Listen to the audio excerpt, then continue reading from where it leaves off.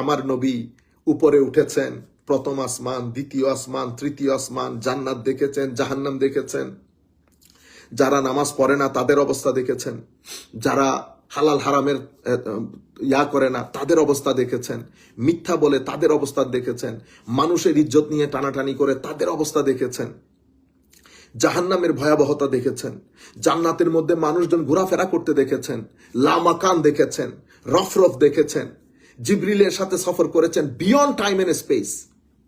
আমার নবী এটা বলার সুযোগই পান নাই তাদেরকে।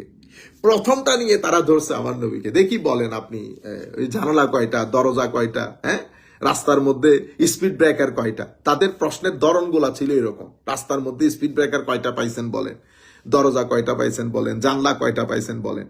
আমার নবী হাদিসে পাকের মধ্যে ইরশাদ করছেন, ঠিক এই পরিস্থিতির মধ্যে আমার আল্লাহ রাব্বুল আলামিন আমার জন্য আল্লাহুম্মা সাল্লি আলা সাইয়্যিদিনা মুহাম্মাদিন ওয়া আলা আলি সাইয়্যিদিনা মুহাম্মাদিন ওয়া বারিক ওয়াসাল্লিম।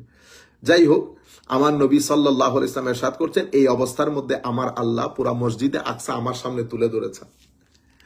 তারা যেই প্রশ্নগুলা করেছে সেই প্রশ্নগুলোর উত্তর আমি মসজিদে আকসা দেখে দেখে দিয়েছি, ওই জায়গার মধ্যে দাঁড়িয়ে। তখন তারা স্যাটিসফাইড হয়ে গেছে। তারা মানে হয় না পাজলড হয়ে যাওয়া, হতবুদ্ধি হয়ে গেছে। তারা দ্বিতীয় পর্যায়ের সফর আমার নবী না বলার সুযোগ পাচ্ছে, না তারা শোনার সুযোগ পাচ্ছে। কারণ ফিজিক্যাল ওয়ার্ল্ডের এক্সপ্লেনেশন দিয়ে আমার আল্লাহ তাদেরকে স্যাটিসফাই করে দিয়েছেন, নবী করিম সাল্লাল্লাহু আলাইহি ওয়াসাল্লাম তাদেরকে স্যাটিসফাই করে দিয়েছেন। সেই কারণে প্রথম অংশ অর্থাৎ যেটা ফিজিক্যাল ইসরা, সেই ইসরা হচ্ছে মেরাজের দলিল। যেহেতু ইসরা এস্টাবলিশড হয়ে গেছে, সেহেতু মেরাজ নিয়ে আর কোনো প্রশ্ন হবে না। ইসরাই তো এস্টাবলিশ, যতটুকুন আপনার ব্রেন যাবে ততটুকুন এস্টাবলিশ হয়ে গেছে, আপনি পাজলড হয়ে গেছেন। শেষ পর্যন্ত তারা আবু বকর সিদ্দিক রাদিয়াল্লাহু তাআলা আনহুর কাছে গেছে। আবু বকর সিদ্দিক রাদিয়াল্লাহু তাআলা আনহুকে তারা বলতেছেন যে তুমি শুনতে পেয়েছো কি ঘটনা ঘটেছে? আবু বকর সিদ্দিক রাদিয়াল্লাহু তাআলা আনহু বলছেন, কি ঘটনা ঘটেছে? ইন্না সাহিবাকা ইয়াকুলু কাযা ওয়া কাযা ফাকালা আবু বকর ইন কানা ক্বাদ কালা যালিক ইন কানা ক্বাদ ক্বালা যালিক ফাহুয়া সাদিক। বলতেছে একটু আসো। তখন তারা, কারণ তারা পাজলড হয়ে গেছে, তারা আবু বকর সিদ্দিক রাদিয়াল্লাহু তাআলা আনহুর কাছে এসে বলতেছে, তুমি শুনেছো তোমার বন্ধু কি বলে? কি বলে? সে নাকি পুরা ঘটনা বলেছে। হযরতে আবু বকর সিদ্দিক রাদিয়াল্লাহু তাআলা আনহু ডিভোশন, ইমোশন, সাবমিশন কোন পর্যায়ের ছিল আপনি দেখেন। উনি বলছেন, যদি উনি এই কথা বলে থাকেন, মানে আমার নবী সাল্লাল্লাহু আলাইহি ওয়াসাল্লাম যদি এই কথা বলে থাকেন, এটা আপনারা জানেন আমার নবী হক বলেছেন।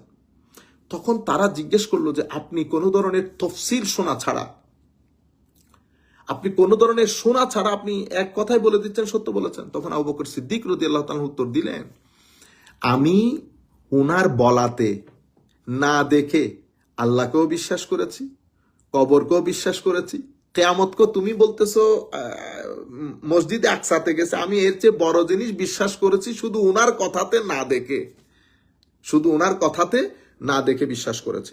অতঃপর আবু বকর সিদ্দিক রাদিয়াল্লাহু তাআলা আনহু আমার নবীর দরবারে গেলেন। আমার নবী মেরাজের কথাগুলা বলতেছেন তফসিল সহকারে, তাফসিল সহকারে। আমার নবী যখনই বলেন, আবু বকর সিদ্দিক বলতেছেন, ইয়া রাসূলুল্লাহ, আপনি সত্য বলতেছেন, হাবিব আপনি সত্য বলতেছেন।